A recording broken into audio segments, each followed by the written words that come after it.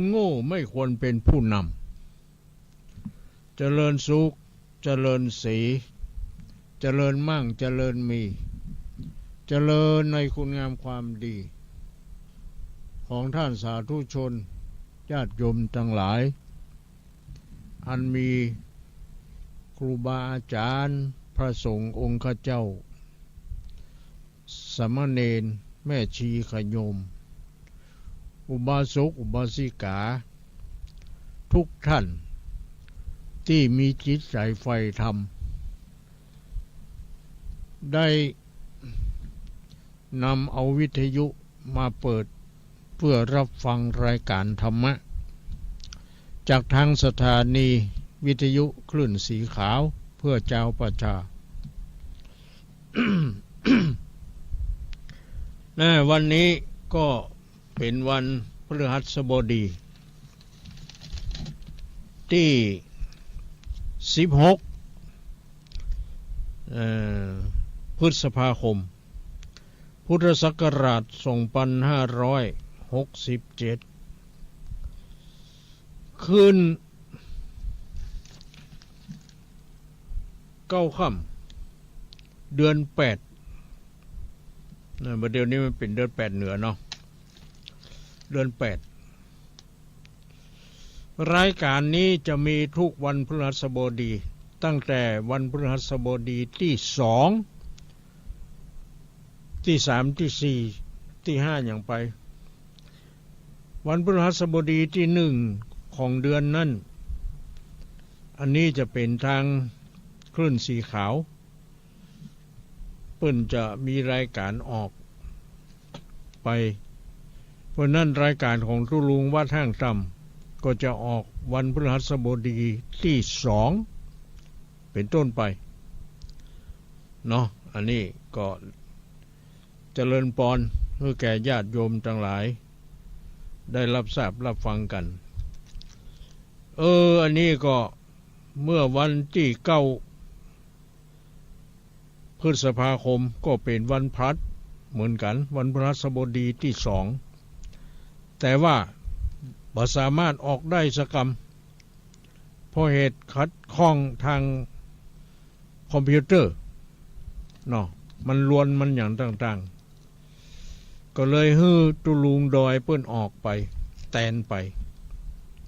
นะตุลุงดอยเปิ้นก็มาออกแตนตุลุงวัดห้างต่ำนะไป แล้ววันนี้ก็คิดว่ามันคงจะเข้าสู่ภาวะปกติแล้วเพราะว่าฮื้อช่างได้มาล้างโปรแกรมล้างอย่างในคอมพิวเตอร์แห่งใหม่และก็ตั้งโปรแกรมแห่งใหม่นะแล้วก็ได้ไปเพิ่มแรมจาก8 กิกะไบต์เข้ามาแถม16 กิกะไบต์รวมแล้วก็เป็นอยู่ประมาณ24 กิกะไบต์ก็ไวขึ้นดีขึ้นเนาะแต่แล้วคอมมันเสียเอาไปซ่อมที่เชียงใหม่ได้ไปเปลี่ยนถ่าน ถ่านไบออด3 โวลต์นะเพิ่งก็เปลี่ยนถ่านเปลี่ยนอย่างพร้อมทั้งเพิ่มแรมเข้าไปรวมเบสเซ็ตก็เป็น 2,750 บาทอันนี้เป็นค่าซ่อมค่าอะไรนี่ก็มาแจ้งแก่ญาติโยมทั้งหลายรับทราบก็บ่ใช่หยังก็คือว่าญาติโยมที่ได้บริจาคมาเป็นเงินเป็นทองที่ตุลุงว่าจะเอามาบำรุงห้องส่งบำรุงเครื่องส่งอันอย่างต่างๆที่มันสำรุดเสียหายเนาะ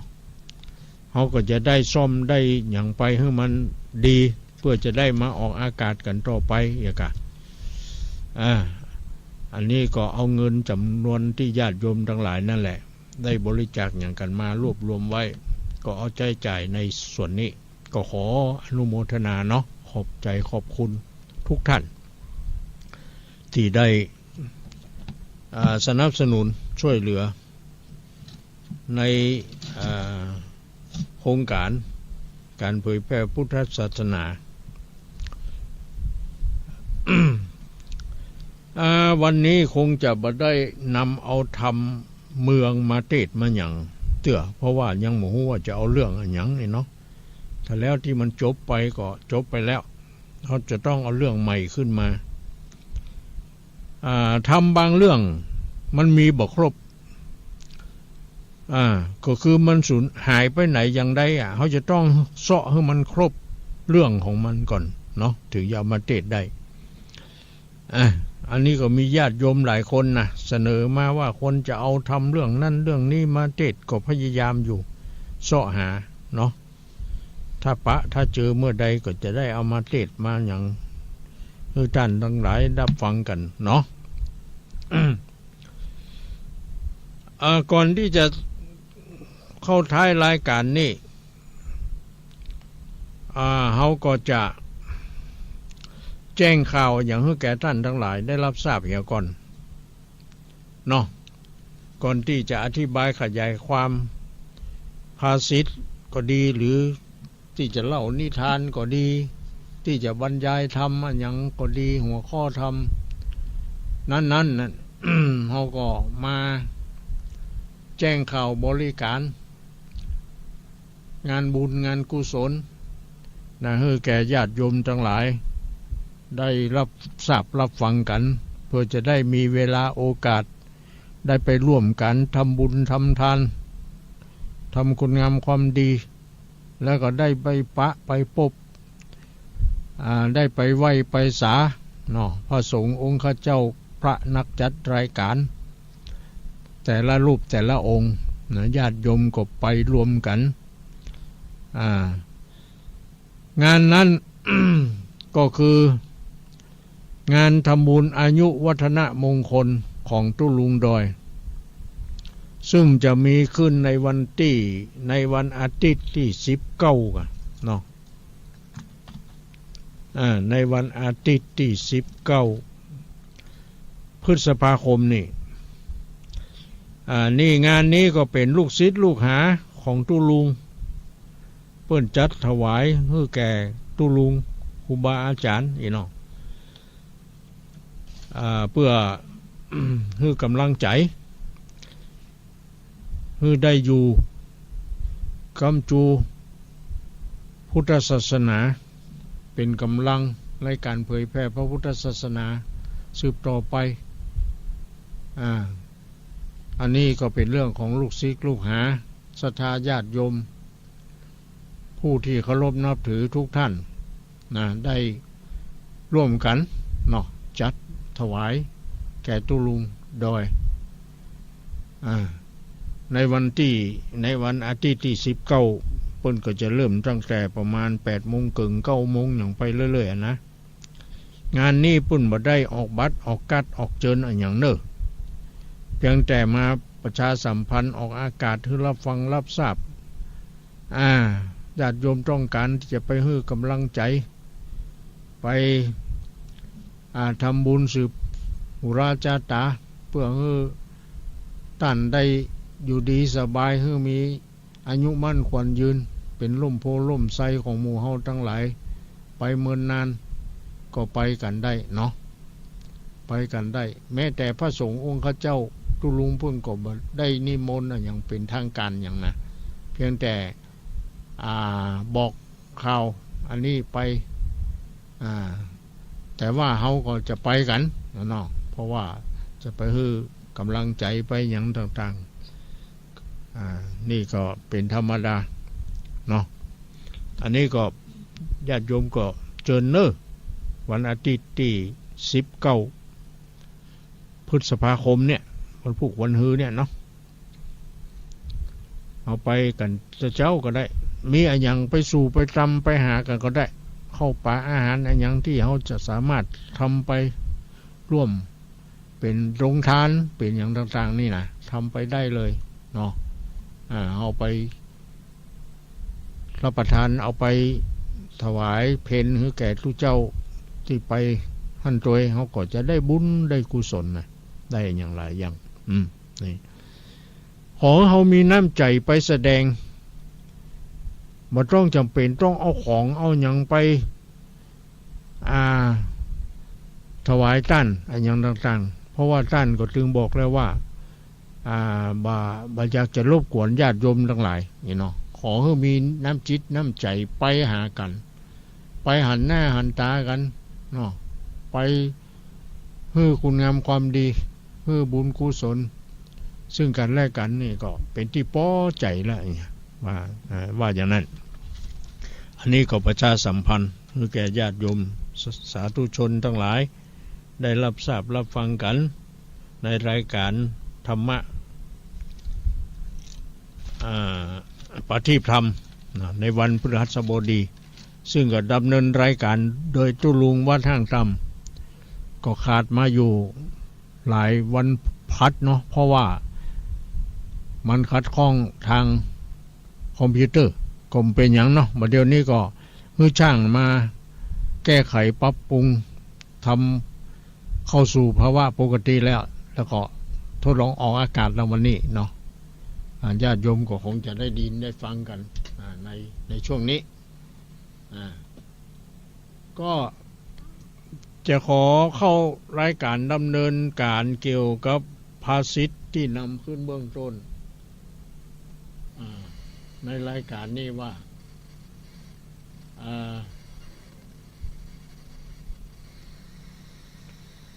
อนะสาธุพะลาวาพาโล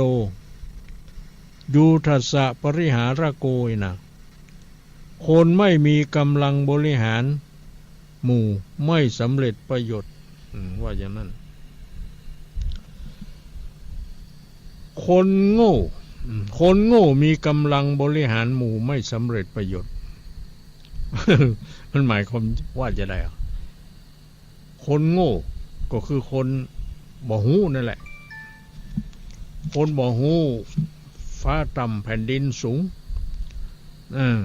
บ่ฮู้บาปบ่ฮู้บุญบ่ฮู้คุณบ่ฮู้โทษบ่ฮู้ประโยชน์และบ่ใช่ประโยชน์คล้ายๆอย่างนั้นเพราะว่าเป็นคนโง่ที่เขาเรียกว่าคนโง่เนี่ย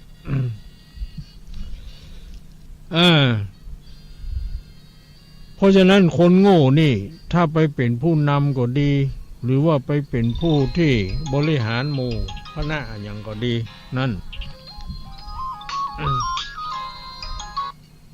ว่าไงครับเสียงก้อยไปขนาดนักเล่งถ้ามันเอมิเตอร์ขึ้นเกินไปหลายไม่อะครับผมเสียงดังเสียงประเดี๋ยวนี้ก้อยขนาดได้เล่งละคงจะดังดีกัน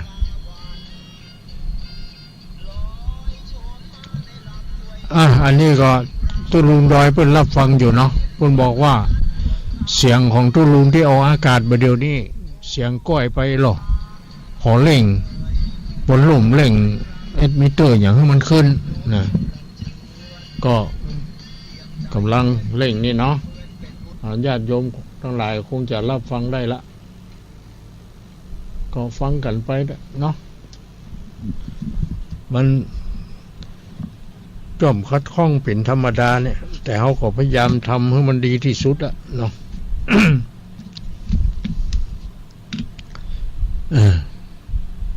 มันเรื่องของอิเล็กทรอนิกส์ เป็นไปอย่างนั้นบอกว่าจะไปกดอะไรอย่างใดคือมันดัง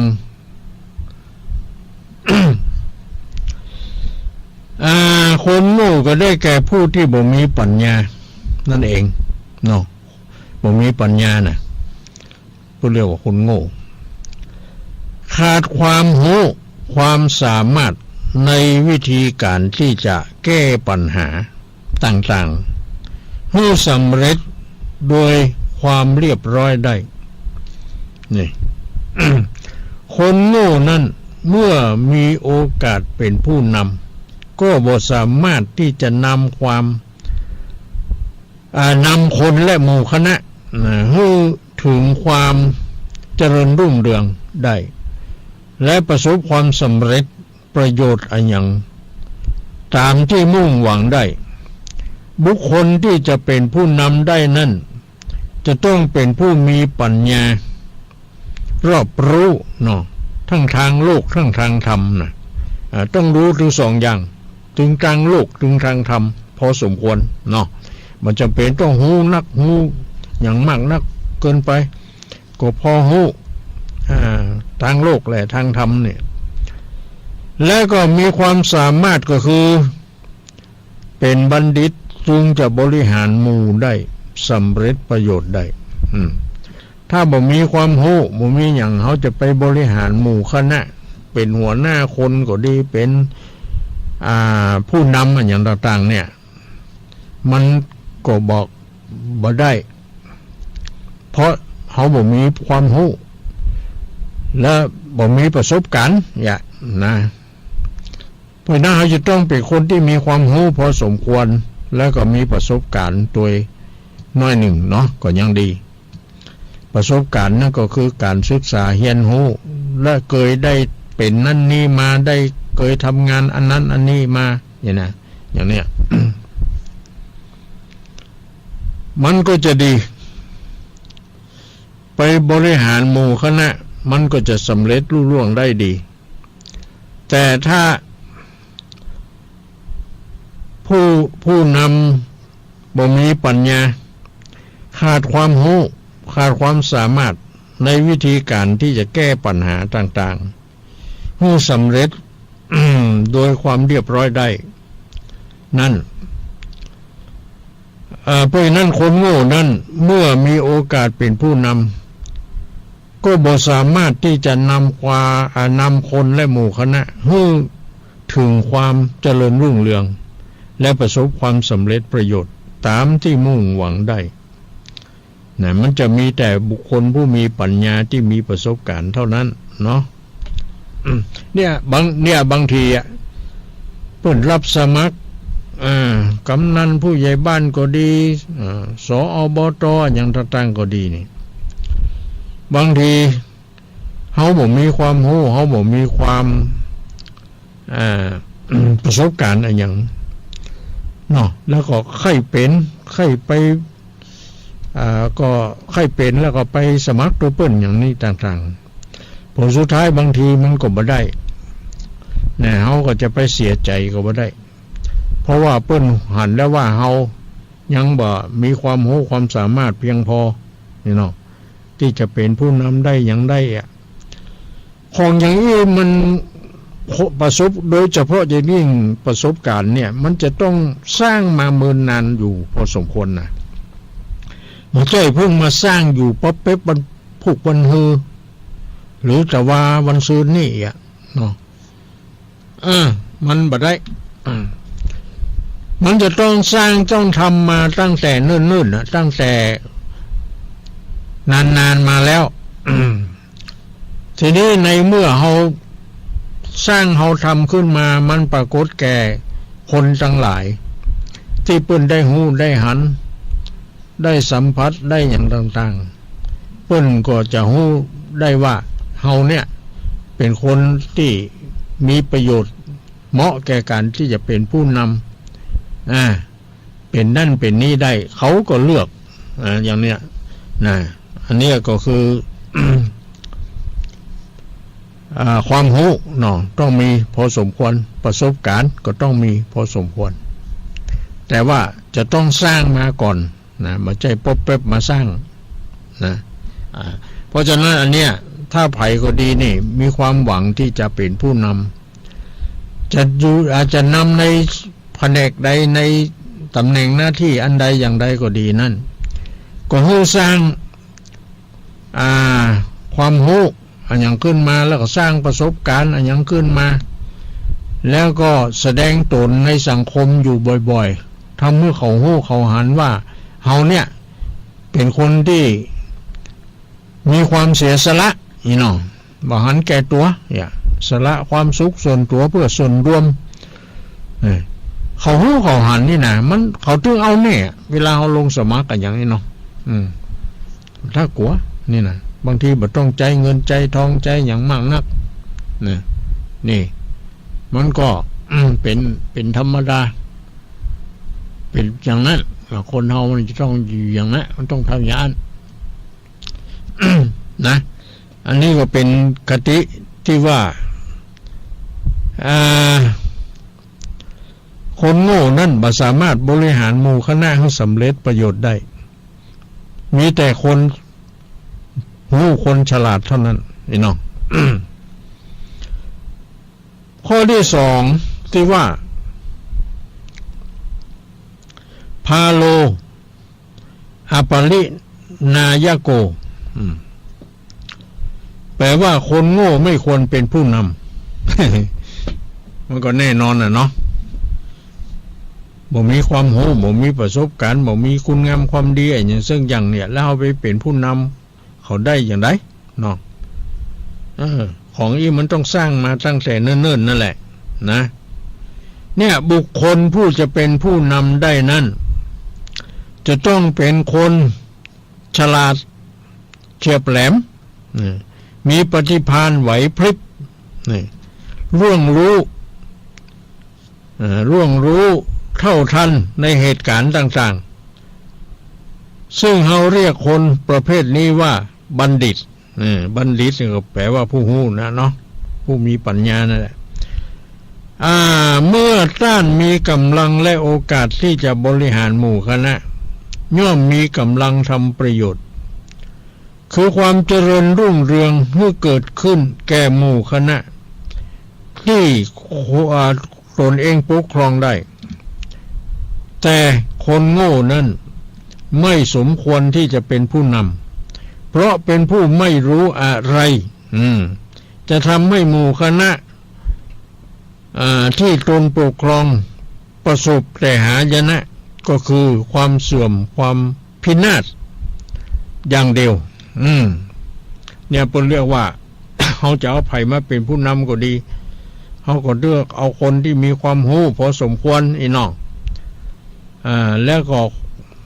เลือกเอาคนที่ได้ทำคุณประโยชน์ให้แก่สังคมมานักหรือมาพอสมควรนั่นแหละ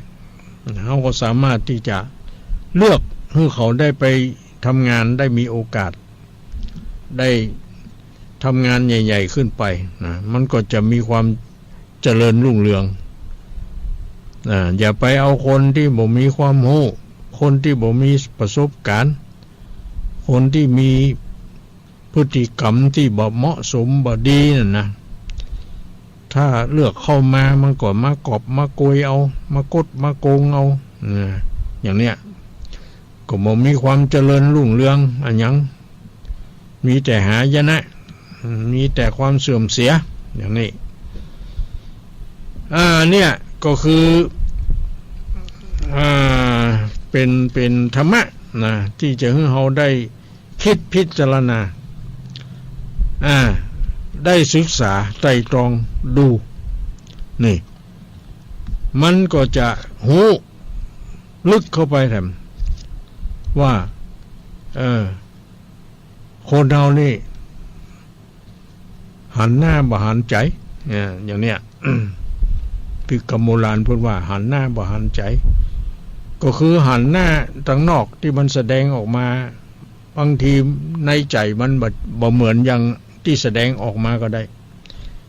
นะอันนี้มันต้องดูกันลึกๆและดูกันด้วยสติปัญญานะถึงจะรู้ว่าเขามีความรู้ความสามารถหรือมีคุณงามความดีอะไรอย่างพ่องนะที่จะเป็นผู้นำเขาได้และนำเขาไปในทางที่ดีที่มีความเจริญรุ่งเรืองได้เนาะเนี่ยอย่างนี้ นี่ก็ฝากไว้เนาะกับญาติโยมทั้งหลายเพราะว่าในโลกของเขานี่มันมีทั้งคนดีคนบ่ดีเขาก็ต้องดูนะต้องดูต้องเลือกอยู่พอสมควรจะไปหูเบาเอาง่ายนะง่ายอย่างต่างๆก็แล้วแต่จะไปหวังแก่เงินแก่ทองหวังนั่นหวังนี่สุดท้ายมันก็บ่มีความเจริญนะเมื่อใดก็อยู่อย่างเก่าบางทีก็หายเหลือเก่าก่อนเนี่ยเนาะอันนี้ก็คือคิดพิจารณาดีๆข้อสำคัญก็คือเราอย่าไปเป็นทาสของความโลภก็แล้วกัน อย่างใดนั่นก็คือเวลาเขาเอาอย่างมาฮือมาปั่นมาอย่างเพื่อหวังผลประโยชน์อย่างนั้นอย่างนี้อ่ะมันเหมือนกับว่ามาจ้างก็ว่าได้แต่มันบ่เรียกว่าเป็นการจ้างมันเป็นเอาฮือกันด้วยความอย่างด้วยหวังผลประโยชน์อย่างนั้นอย่างนี้ เขาก็รับไปแล้วก็เขาจะทำตามนั้นก็ได้บ่ทำก็ได้มันก็เป็นเรื่องของเขาส่วนมากก็เจ้าพูดเท่านี้มันบ่อยากจะเป็นหนี้บุญคุณไผอย่างกันเนาะที่เขาได้อบรมสั่งสอนมาเนี่ยเปิ้นเอามาให้เขารับเขาก็ต้องทำงานให้เปิ้นอย่างนั้นอย่างนี้ไปเนาะผลสุดท้ายมันก็ดีก็ไม่ได้ได้ก็ไม่ดี มันก็อยู่อย่างเงี้ยวัดเวียนวนปนกันไปอย่างเนี้ยเนาะมันก็เป็นเรื่องของคนเฮาที่บ่ได้ศึกษาบ่ได้หาความรู้อย่างบางทีศึกษาหาความรู้แต่ก็บ่ได้เอามาใจให้เหมาะนะบ่ได้เอามาใจเอาอย่างอื่นมาใจมันอย่างไปเหี้ยผลสุดท้ายมันก็เป็นอย่างนั้นเนาะ ก็มันก็แล้วแต่นะของเจนี่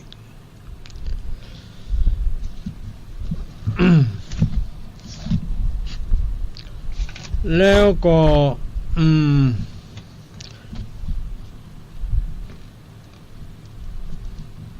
เดี๋ยวเขาก็เล่านิทาน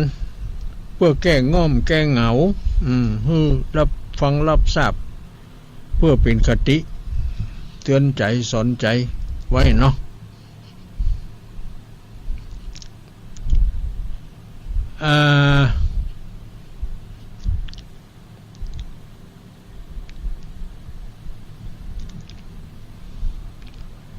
กิ่งไม้หนึ่งกำมือนี่ลองกิ่งไม้หนึ่งกำมือมันมีความหมายจะได้กิ่งไม้หนึ่งกำมือ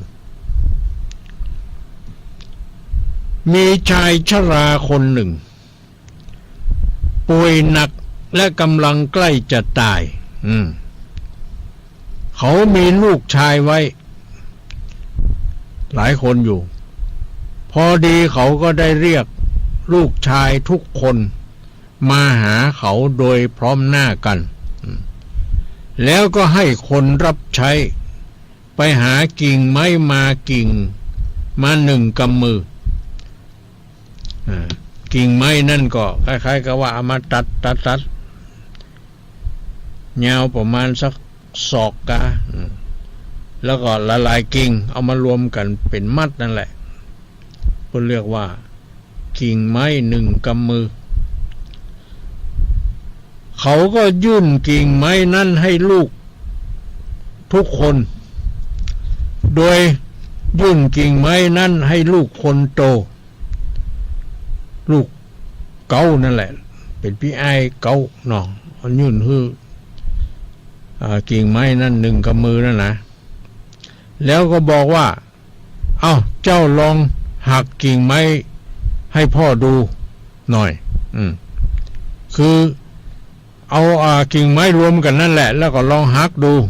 ว่ามันจะหักได้ก่อนกันเนาะลูกชายคนโตก็พยายามหักกิ่งไม้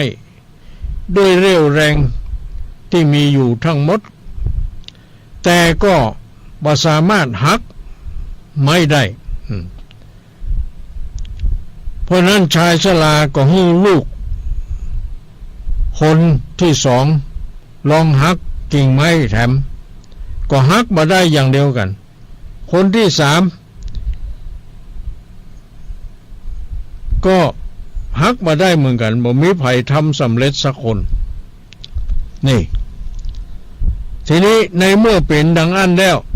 ชายชราคนนี้ก็จึงยกกิ่งไม้ออกมาแล้วก็ส่งให้ลูกแต่ละคนหนึ่งกิ่งหนึ่งอันนี่นะ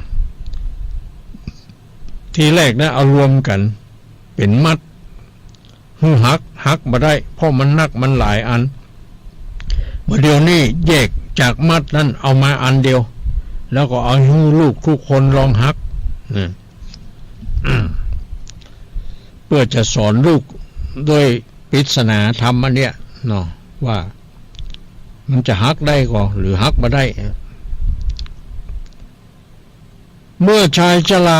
คนนี้จึงยกกิ่งไม้ออกมาแล้วก็ส่งให้ลูกชายคนละกิ่งคนละอันแล้วก็พูดว่าทีนี้พวกเจ้าลองหักกิ่งไม้ดูอีกทีสิลูกทุกคนก็ถือกิ่งไม้คนละ1 อันไว้ในมือแล้วก็ลองแนวโน้มหักดูก็ปรากฏว่าหักได้หักได้ก็ปริศนาอันนี้ก็เรียกว่าคนเฮานี่ถ้ารวมกันมันอยู่อีเนาะถ้ามันแยกหมู่เนี่ยมันตาย คล้ายๆอย่างนั้นก็คือเหมือนกับกิ่งไม้เนี่ยหลายๆอันเหมือนกับคนเฮาหลายๆคนเนี่ยมาอยู่รวมกันแล้วก็ช่วยเหลือซึ่งกันและกันเนี่ยภายในครอบครัวอีเนาะ มีพี่มีน้องมีพ่อมีแม่มีลูกมีหลานต่างก็มีจิตใจกลมเกลียวเป็นอันหนึ่งอันเดียวกันบ่มีการขัดแย้งบ่มีการทะเลาะเบาะแว้งผิดเถียงกันมีความหันความถูกต้องล่องลายกันอย่างก็คนอื่นก็บ่สามารถที่จะม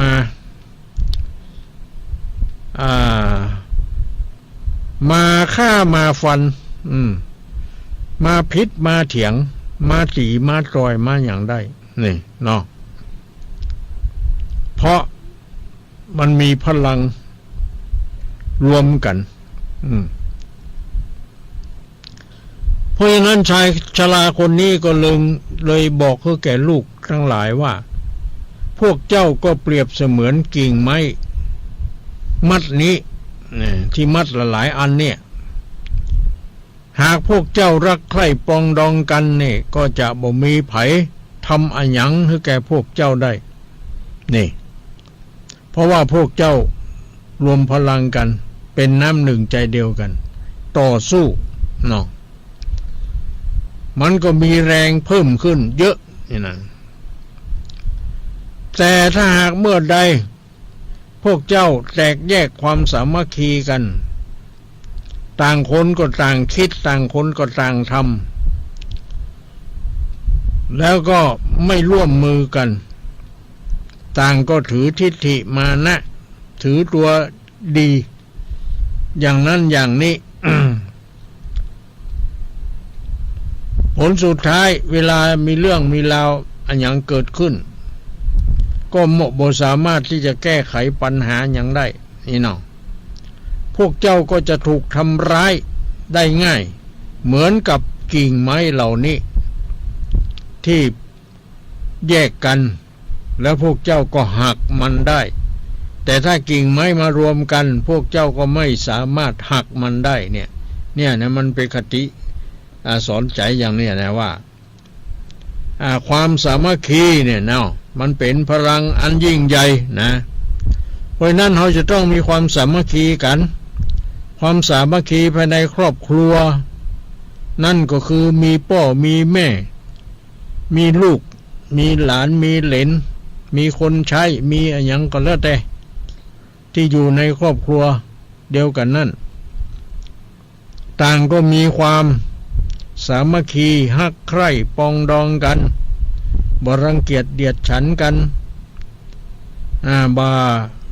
ทะเลาะเบาะแว้งถือทิฏฐิมานะ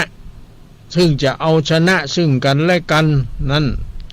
มันก็จะมีแต่ความทุกข์มันก็จะมีแต่ความเดือดร้อนห้อนใจนี่ในเมื่อเราแตกแยกสามัคคีกันเนี่ยนะ มันก็บ่มีอันยังไปเกาะป้องกันที่แน่นหนานี่ศัตรู สามารถที่จะมาทำลายได้ อันนี้ต้องให้จำไว้ ภายในครอบครัวนั้นระหว่างพ่อแม่ก็คือมีความฮักมีความปองดองกันนะอย่าไปขัดแย้งกันนะและอย่าไปเล่าหน้าจาขวนกันเปิดเสื้อให้เปิ้นหันหลังเขาจะรู้ว่าครอบครัวนี้เขาบ่มีความฮักความรักใคร่อย่างกันอย่างเนี้ยแล้วเขาก็สามารถทำลายได้ง่ายเพราะมันบ่มีเกราะป้องกันอะไรอย่างนะอันนี้เป็นสิ่งสำคัญนะโดยเฉพาะอย่างยิ่งพ่อเป็นหัวหน้าครอบครัวไอ้เนาะแม่เป็นผู้ตามลูกหลานก็เป็นผู้ตามเหมือนกันไอ้เนาะมันจะมีสักกี่ครอบครัวที่เพิ่นอยู่ด้วยกันด้วยความสงบร่มเย็นเป็นสุขโดยที่บ่มีเรื่องบ่มีราวบ่มีความเดือดร้อนห้อนใจอย่างกันเนี่ยนะมันจะมีสักกี่ครอบครัวไอ้เนาะส่วนมากทะเลาะเบาแวงผิดเถียงกันถือตนถือตัวถือมานะทิฐิบ่ยอมก้มหัวแก่กัน บ่ยอมลงรอยกันนั่นแหละ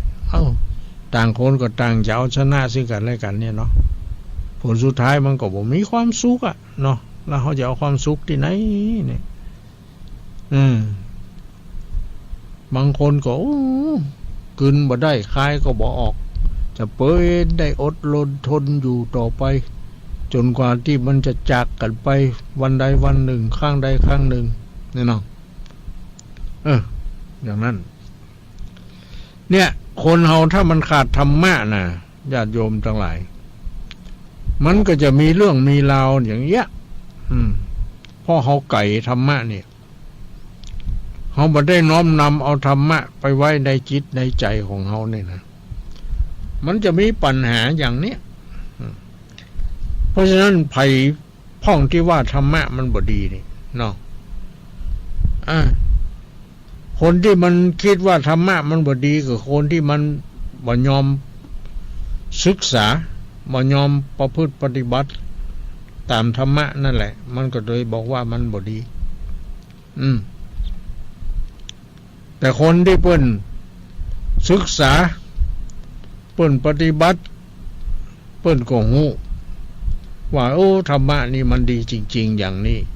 ทำให้สบายใจนี่เนาะมีความสงบร่มเย็นเป็นสุขเพราะธรรมะปกเก้าปกหัวอันเนี้ย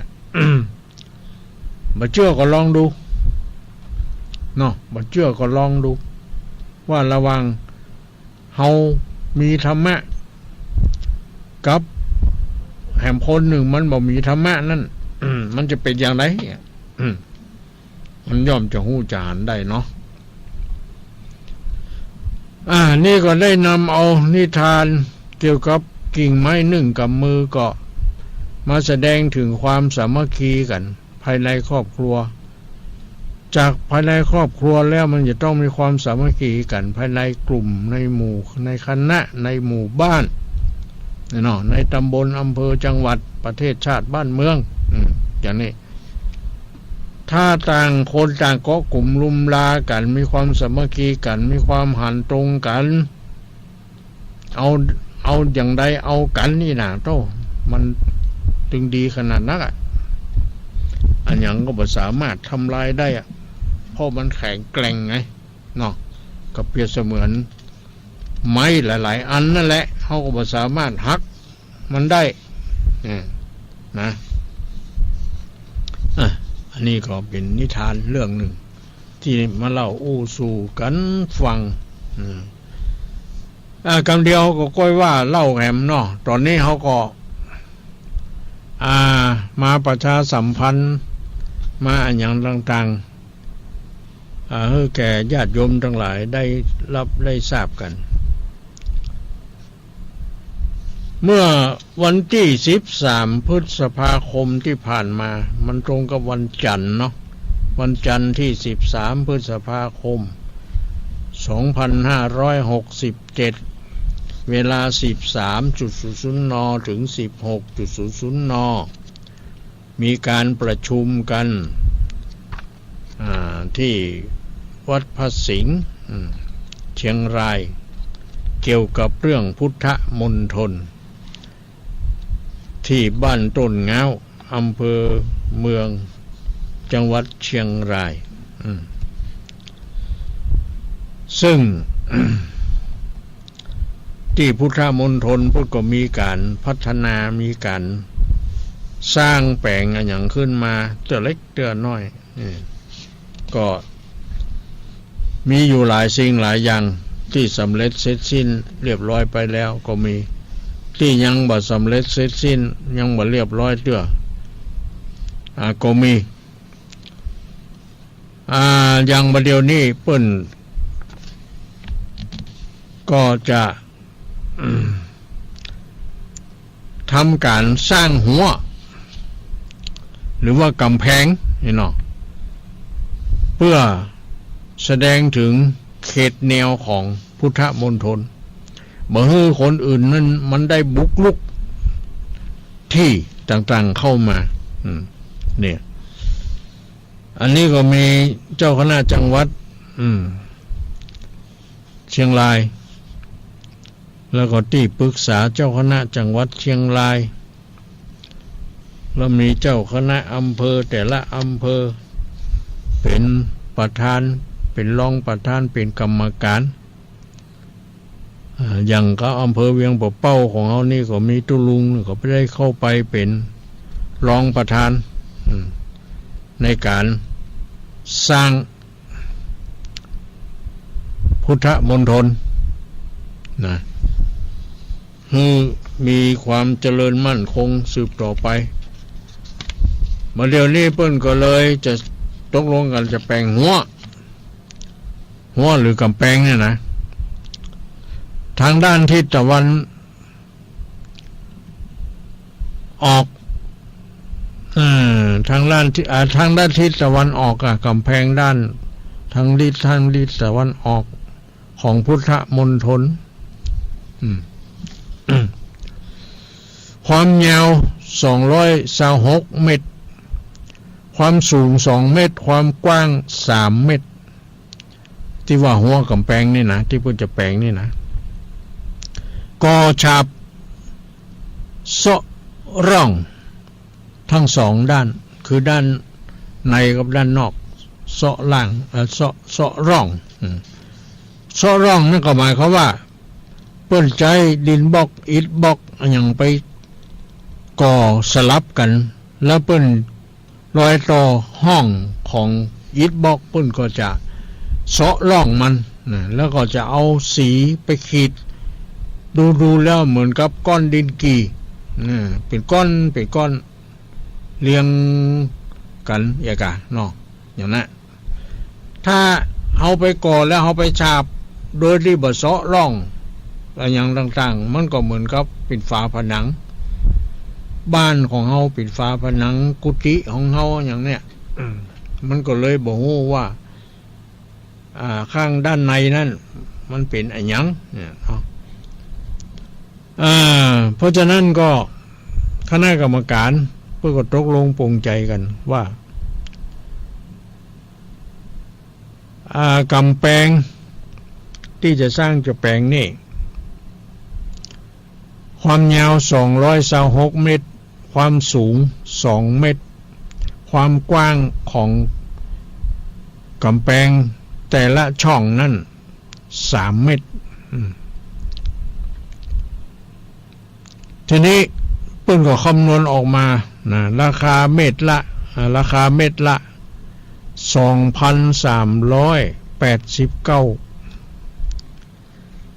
เม็ดละนะทีนี้มันมี3 เม็ดต่อ1ห้องเนี่ยมันจะเป็นเงินเท่าไหร่เนาะ1 เม็ดเท่ากับ 2,389 เอามาคูณ3 3 เม็ดใน1ห้องนั้น ก็จะเป็นเงินอยู่ 7,167 บาทต่อ1ช่องนี่นะที่ว่าสูง2 เมตรกว้าง3 เมตรนั่นนะ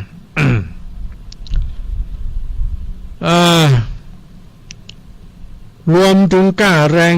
ค่าของค่าอุปกรณ์ประมาณ478,497 บาทแล้วก็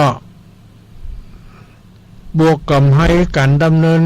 งานการต่างๆแถม 13% ก็รวมเป็นเงิน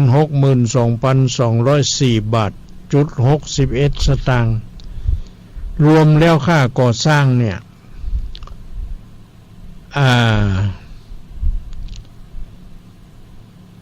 กำแพงนี่นะรวมค่าก่อสร้างกำแพงก็จะเป็นอยู่ 540,701 บาท61 สตางค์ดูโอ้หนักเหมือนกันนะเนาะทีนี้18 อำเภอนี่จังเจ้าคณะอำเภอแต่ละอำเภอก็จะต้องไปรวบรวมวัดในเขตปกครองก็ดีหรือบอกคือศรัทธาประชาชนญาติโยมได้ช่วยกันนี่นะ ว่าเขาจะช่วยกันได้อย่างไรแต่ละอำเภอนี่เนาะบัดเดี๋ยวนี้มีอำเภอต่างๆยื่นข้อเสนอไปแล้วเนาะก็มีหลายอยู่นะหลายอำเภออยู่แล้วก็ได้อยู่หลายช่องอยู่เหมือนกันเนาะดูเหมือนจะ10 กว่าช่องอย่างนี้ เพราะฉะนั้นอันนี้ก็ได้มาประชาสัมพันธ์บอกเมื่อแก่พระสงฆ์องค์เจ้าวัดวาอารามต่างๆพร้อมทั้งศรัทธาประชาชนทั้งหลายเนาะถ้าว่าเฮาสามารถรวมกันเอาได้หลายๆคนก็ได้หรือจะเอาคนเดียวก็ได้นี่เนาะเอาสักช่องกะนะช่อง3 เม็ดเนี่ยมันตกอยู่เม็ดละทุกเม็ดละ 2,389 บาทเนี่ยถ้าเราเอาเป็นห้องเลย3 เม็ดก็เป็นเงิน 7,167 บาทนั่นแหละเนาะอันนี้มันก็แล้วแต่ละคนแต่ละท่านที่จะมีปัจจัยเพียงพอในการที่จะรับเป็นเจ้าภาพกำแพงแก้วนี่เนาะล้อมรอบพุทธมณฑลที่ประชุมสงฆ์ของจังหวัดเชียงรายมีกิจกรรมอย่างต่างๆเพิ่นก็จะเอาไปจัดไปทำกันที่ฮั่นโมดนี่เนาะเนี่ยอันนี้ก็มาประชาสัมพันธ์เนอะแก่ญาติโยมทั้งหลายได้รับทราบกันเผื่อมีเวลาโอกาสก็มาติดต่อได้หรือว่าติดต่อได้ทุกวัดเลยเนาะแต่ทางคณะสงฆ์อำเภอเวียงเป้ายังไม่ได้ประชุมกันเด้อเนาะก็จะประชุมกันอยู่ในก่อนเข้าพรรษาเนี่ย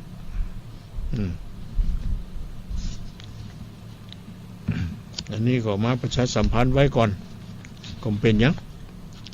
บอกข่าวกันไว้ก่อนเอาต่อไปก็คงจะเป็นเรื่องของอนุโมทนาในการที่ญาติโยมทั้งหลายได้สนับสนุน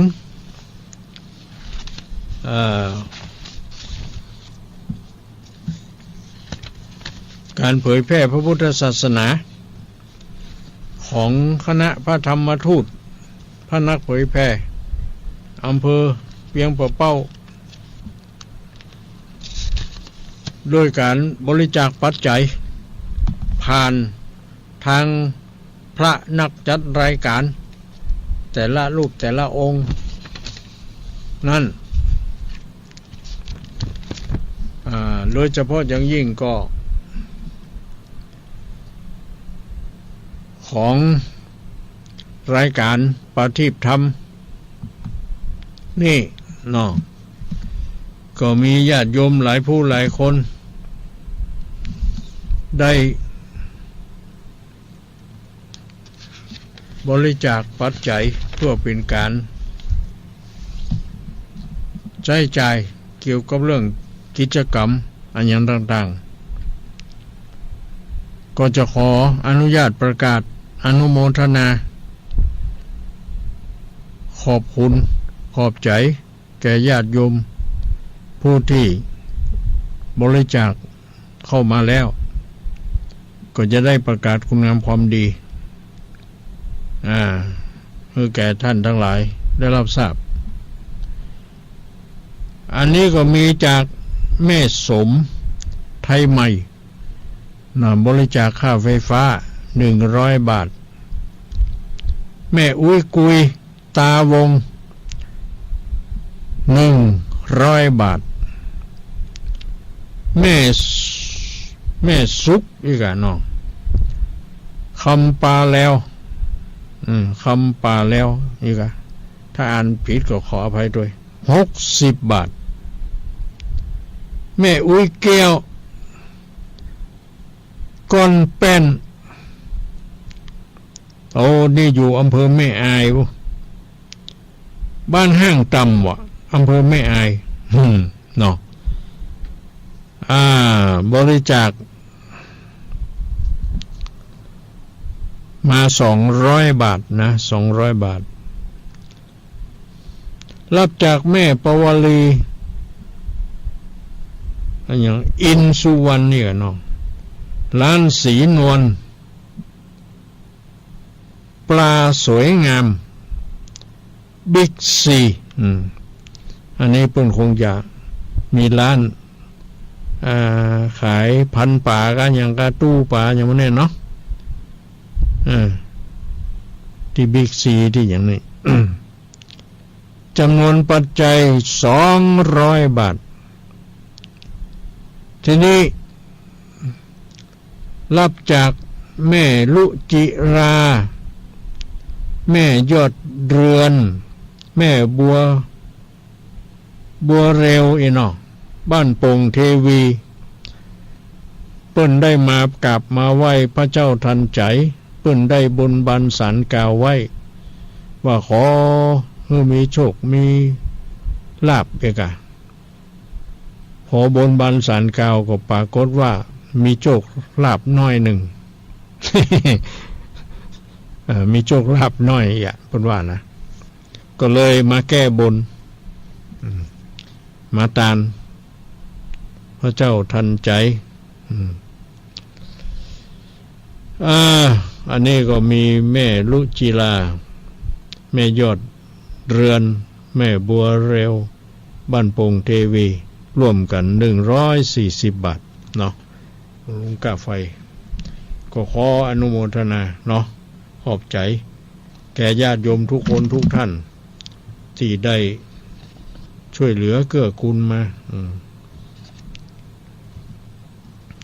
ก็ขออำนาจแห่งบุญกุศล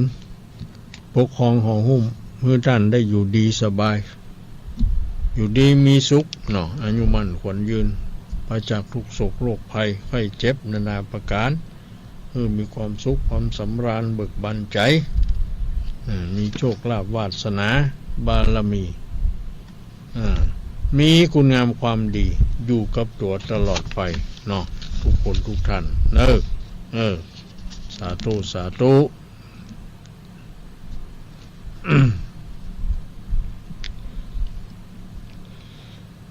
ต่อไปก็เป็นเรื่องอันยังแถมที่เขาจะมาบอกมากล่าวกันก็ได้ได้จ่าไปแต่วันที่20วันจันทร์วันจันทร์ที่20ที่จะถึงเนี่ยทางวัดห้างต่ำเขาจะได้ไปตาลปอยหลวงวัดศรีปงชัยตำบลชุมพูอำเภอเมืองจังหวัดลำปางซึ่งเป็นวัดของโยมแม่ตะกอนที่อยู่ปุ้นเปิ้นได้เป็นศรัทธาเนาะวัดนี้แต่ว่าโยมแม่ได้เสียชีวิตไปแล้วก็มีโยมน้องโยมหยังอยู่ เพิ่งก่อนนิมนต์มาถือว่าเราเคยได้ไปมาหาสู่กันเนาะก็เลยว่าจะไปตาลนะหลังจากที่เราประกาศไปให้แก่แม่บ้านถ้ามีความพร้อมในเรื่องของจ้างฟ้อนเราก็จะไปตัวกันนี่เนาะถ้าบอกตั้งจ้างฟ้อนมันบอกพร้อมเราก็บอกฟ้อนก็ได้เราก็ไปตาลเป็นศรัทธาตัวกันก็จะมีรถตู้ไปเนาะหนึ่งกันถ้ามันคนนักหลายบ้างเพียงพอเขาก็รถปิกอัพรถอะไรเงี้ยเขาไปแถมก็ได้เนาะอันนี้ก็ได้ติดต่อประสานงานไปทางแม่บ้านเรียบร้อยแล้วแต่เพิ่นจะไปตกลงปรุงใจกันว่าเขาพร้อมที่จะไปก็อย่างทำนองนี้เนาะอันนี้วันที่20วันจันทร์นี่นะเปิ้นนั้นมีปอยหลวงตาลอย่างต่างๆแล้วก็มีการเฉลิมฉลองสมโภชฉลองพัดยุทธของเจ้าอาวาสเปิ้นด้วยที่เปิ้นได้รับเลื่อนชั้นอย่างต่างๆแล้วก็ตาลเสนาสนะตาลพระธาตุเจดีย์ที่สร้างใหม่ด้วยเนี่ยเปิ้นก็มีปอยหลวงในงานเปิ้นมีมีอย่างต่างๆโลกต้อนรับญาติโยมทั้งหลายเนาะอันนี้ก็สาธุอนุโมทนาเนาะทุกคนทุกท่านใครจะไปก็ค่อยมาติดต่อตั้งวัดตั้งอย่างก็แล้วกัน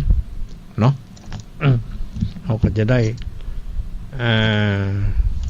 จัดการให้มันพอเพียงบอกให้มันล้นพ้นประมาณให้มันไปสบายดีเนาะนี่อันนี้ก็เข้าใจกันเป็นที่เข้าใจกัน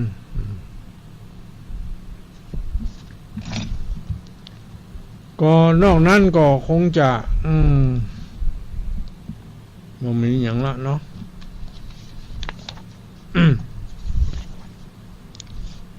ก็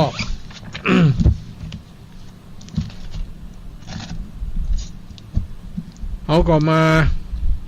ฟังนิทานแหมสักเรื่องเนาะมันก็เป็นคติสอนใจอยู่พอสมควรเรื่องนิทมนิทาน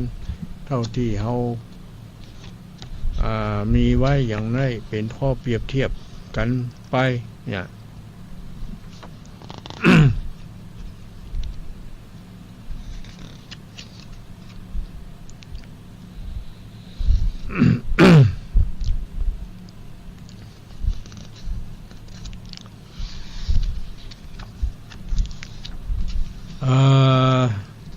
นิทานที่จะเล่าต่อไปนี้ก็คือนิทานสุนัขเลี้ยงแกะนี่น้องตะก่อนก็เคยออกเรื่องนี้นิทานสุนัขเลี้ยงแกะแกะกับสุนัขนั่นแหละเช้าตรู่วันหนึ่งขณะที่คนเลี้ยงแกะและสุนัขเลี้ยงแกะต้อนฝูงแกะออกไปกินหญ้าตามปกติมันมีแกะตัวหนึ่งพูดกับคนเลี้ยงแกะว่าสมัยก่อนนี่สัตว์มันคนหูเรื่องคนกับสัตว์ก็หูเรื่องกันโลกเพราะฉะนั้นอันเนี้ยมันมีแกะตัวหนึ่งนี่นะก็พูดกับคนเลี้ยงแกะว่าการท่านอย่างไรท่านขนของพวกข้าไปทำเป็นเครื่องนุ่งห่มหมายความว่าคนเนี่ยตัดเอาขนของแกะไอ้เนาะไปทำเป็นเครื่องนุ่งห่มเป็นผ้าห่มเนี่ยอย่างผ้าห่มขนแกะไอ้เนาะผ้าตุ้มขนแกะอย่างนี้นะ นำ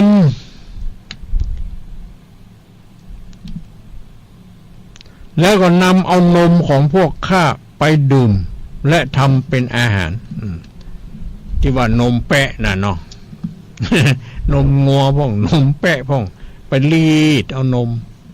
นะของแปะของงัวมานี่มาดื่มมากินแต่ว่าสิ่งตอบแทนที่พวกข้าได้รับเป็นแค่เพียงแง่รสชาติแย่ๆและน้ำเท่านั้นเองช่างไม่ยุติธรรมเอาเสียเลยเมื่อแกะพูดจบแล้วแกะก็หันไปมองที่สุนัขเลี้ยงแกะและพูดขึ้นอีกว่าข้าไม่เข้าใจเลยว่าทำไมท่านจึงเลี้ยงดูเจ้าสุนัขเป็นอย่างดีด้วยอาหารของท่านในขณะที่มันไม่ได้ทำประโยชน์อะไรเลยคนเลี้ยงแกะก็จึงตอบกลับไปว่าหากสุนัขไม่คอยปกป้องพวกเจ้าจากหมาป่าและสุนัขจิ้งจอกแล้วพวกเจ้าก็คงไม่มีโอกาสได้กินหญ้าอย่างลิ้มอย่างอิ่มอย่างอร่อยอย่างอิ่มท้องมาทุกวันนี้หรอกว่าอย่างนั้นอันนี้ก็มันเป็นเรื่องของความคัดแย้งกันความอิจฉาริษยากันเนี่ยเขาก็ต้องมองหาเหตุผลก่อนว่าทำไมมันถึงเป็นอย่างนั้นมันก็ย่อมจะมีเรื่องมีราวแอบแฝงอยู่เนาะเหมือนกับอย่างแกะกับสุนัขเนี่ยแกะมันก็บ่พอใจว่าเจ้าของเลี้ยงสุนัขอย่างดีเนาะเอาเข้าป่าอาหารให้กินแต่พวกเขาได้กินแต่แง่ก็จะได้มันเนาะมันเกิดมาเป็นแกะเป็นงัวเป็นควายมันก็กินแง่นี่เนาะอย่างอื่นมันก็บ่กินน่ะ หรือกินก็กินน้อยๆเนาะมันอย่างกับแมวนี่เหมือนกันนะเตื้อหอกินอันอย่างนึกว่ามันจะกินดมบ่ได้วะบ่กินแต่ถ้าเอาป่าก็กินมานั่นแหละมันเป็นอย่างนั้น อันนี้ก็เหมือนกันว่าแกะเนี่ยมันก็สงสัยว่าทำไมเจ้าของสุนัขเลี้ยงสุนัขอย่างดีเนาะแต่ที่แกะแต่ทั้งที่แกะนั้นได้ทำคุณประโยชน์ให้แก่คนเป็นส่วนมากเช่นอย่างบางทีเนี่ยคนเนี่ยเอามันไปลอกหนังอย่างเขาหั่นในอันนั้นเนาะในโซเชียลอย่างต่างๆนะที่เขามาลงนะที่เขาไปลอกหนังแกะเอาไปเป็นผ้านวมไปเชื่อไปดินดูเนาะแกะตัวนั้นน่ะเขามัดอย่างขึงแล้วก็เอามีดเจาะเอาขนเอาอย่างลอกตึ๊ดเอาออกมาวันหน้าขนมันก็ออกมาแถมเตื้อแกะตัวหนึ่งนี่ได้หลายเตื้อหลายครั้งนั่นแหละเอาขนของ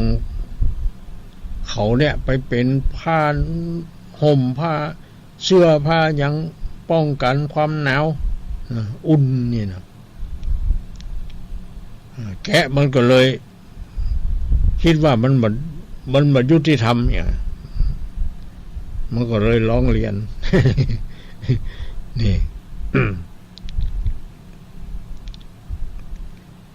แล้วก็เจ้าของก็เลยบอกว่า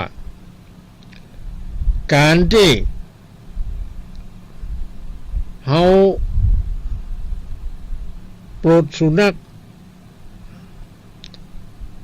เลี้ยงสุนัขอย่างดีก็เพราะว่าเพื่อสู่เจ้าทั้งหลายนั่นแหละ ที่เป็นแกะนี่เนาะสุนัขมันก็จะคอยป้องกันบ่ให้สุนัขป่าสุนัขจิ้งจอกอันหยังมาทำร้ายพวกแกะพวกหยังพวกเจ้านะสุนัขที่เฮาเลี้ยงไว้นี่ก็จะปกป้องคอยป้องกันพยาอันตรายคือแก่พวกเจ้าทั้งหลายเนี่ยพวกเจ้าทั้งหลายอย่าไปคิดอิจฉาริษยาเลยนี่เนาะถ้าบ่มีสุนัขเลี้ยงแกะคอยปกป้องพยาอันตรายจากสุนัขป่าสุนัขจิ้งจอกที่จะมาพบมากัดสู่เจ้าทั้งหลายนะก็เป็นเพราะสุนัขที่เฮาเลี้ยงไว้นี้เนาะคอยปกครองดูแลนะเพราะฉะนั้นพวกเจ้าบ่ท่าสงสัยบ่ท่าไปอิจฉาริษยาที่ว่าสุนัขได้อยู่ดีกินดีนะเขาต้องรู้จักบุญจักคุณของมันด้วยมันคุ้มครองป้องกันเหมือนเขาได้รับอันตรายจากหมาป่า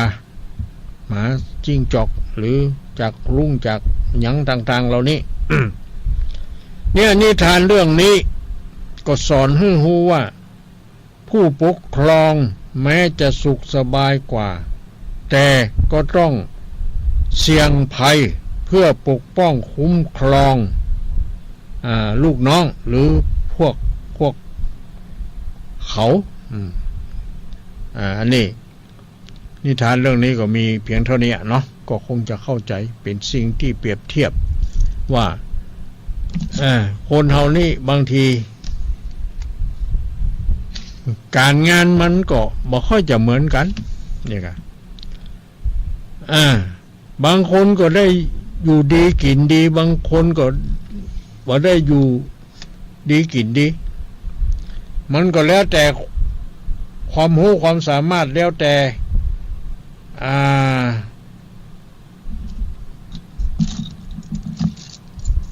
แล้วแต่พฤติกรรมของเฮาที่ทำให้มันเป็นประโยชน์แก่ส่วนรวมก็แต่ส่วนตัวก็หันประโยชน์ส่วนรวมมากกว่าส่วนตัวก็อย่างนี้เพราะด้านคุณความดีของแต่ละคนมันเป็นของประจำตัวตนของไผมันคงจะมีคุณงามความดีอยู่ในนั้นแต่เพียงแต่เฮามองบ่หันเฮาบ่ได้สำนึกบ่ได้คิดว่าทำไมมันถึงเป็นอย่างนั้นถ้าเฮามองลึกเข้าไปเฮาก็คงจะได้ความรู้ว่าที่มันเป็นอย่างนั้นก็เพราะมันเป็นอย่างนั้นเนี่ยที่มันเป็นอย่างนั้นก็เพราะมันเป็นอย่างนั้นเนี่ยอย่างของทุกสิ่งทุกอย่างเนี่ยเฮาต้องศึกษาเนาะต้องเรียนรู้ทุกอย่างแล้วมันจะรู้เองมันจะถึงบางก็ว่าได้นะอย่างนี้ เหมือนกับนิทานสิ่งต่างๆเหล่านี้ก็เป็นข้อเปรียบเทียบเป็นอย่างต่างๆเพื่อเฮาได้รู้ได้เข้าใจเนาะก็จบเพียงเท่านี้เนาะ ส่วนเรื่องราวอย่างต่างๆช่วงระยะนี้แดดมันก็ร้อนแต่เมื่อวันแต่ว่าฝนมันก็ตกลงมาอยู่เป็นที่เป็นแห่งถึงมันตกโดยทั่วถึงกันไปหมดบางทีมันก็เป็นไปบ่ได้มันก็จะต้องไปตกที่หั่นพ่องที่นี่พ่องเพื่อความยุติธรรม ตามการเวลามันเฮาก็พยายามเนาะเข้าใจธรรมชาติมันก็บ่มีปัญหาหยังพอเข้าใจมันเข้าใจธรรมชาติ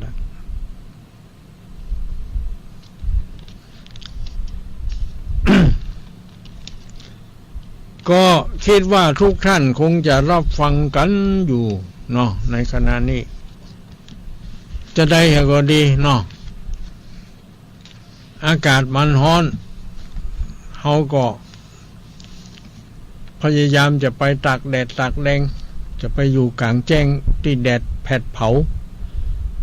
มันก็จะทำให้บ่สบายนะแล้วก็เวลาฮ้อนอย่างต่างๆจะไปฟังดื่มน้ำเย็นเวยต้องจิบตัวน้อยจะไปอยากน้ำไขตู้เย็นมาเอาน้ำขวดมาอันหมุนควัดแพทยกขึ้นหยอบกบึกจนเสียงขวดเอาอันนี้แก่ไปหนาระวังจะช็อกนะเพราะความร้อนความเย็นเนี่ยมันถึงอยู่ด้วยกันบ่ค่อยได้อยู่แล้วอ่ะเพราะมันร้อนแล้วเอาเย็นไปใส่คำเดียวเนี่ยมันจะช็อกนะกล้วยนะกล้วยนี้จะไปฟังกล้วยกินกล้วยจิบตัวเล็กตัวน้อยอย่างเฮารูปหน้ารูปตาก็อันละก็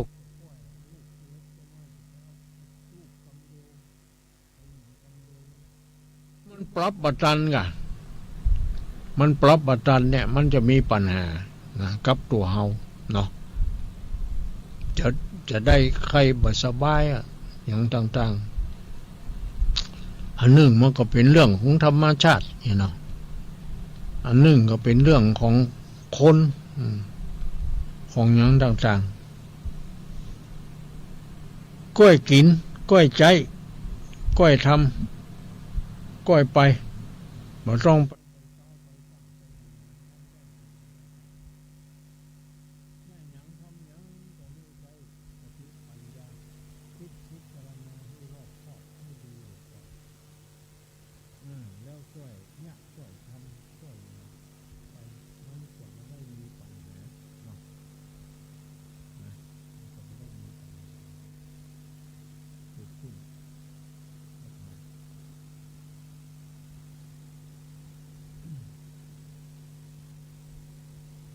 ในวันพัดหน้าก็อาจจะหาทำมาที่นอกทำเมืองเนี่ยในวันพัดนี้มันก็เชื่อมันเหมือนกันเพราะว่าปรับปรุงแก้ไขคอมพิวเตอร์ที่มันเสียไปเดี๋ยวนี้คิดว่าคงเข้าสู่ภาวะปกติแล้วเนาะ